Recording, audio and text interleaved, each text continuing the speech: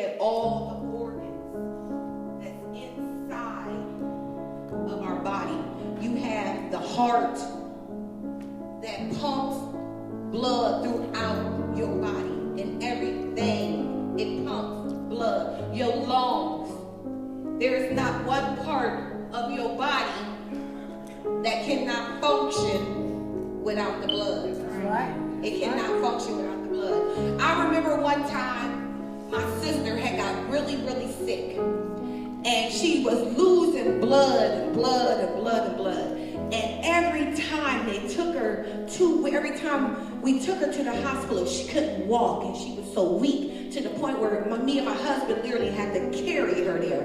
And they were trying to stop the bleeding. They were taking sheets, just stuffing her with. And it was just, she was bleeding and she was bleeding and bleeding. And the only thing that could help save her life is when they gave her 8 or 13 blood transfusions. The blood that went out, they had to put it back in. The blood that went out, they had to put it back in the name of Jesus. The blood will save your life. Your life. It's right here.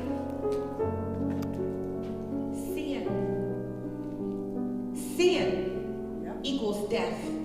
That's what equals death. The media got us so messed up believing that Katrina, car wrecks, all the murders on the street, all the things that we read and see in the newspaper is related to blood. It's gooey. We don't want to talk about it. Look what Jesus is doing. Why did God allow all these things to happen to us? Jesus, come on. Because that was not his original intent. Amen. His blood. Come on. That was due to sin. That was due to sin. Due to our choices. Because we couldn't surrender to his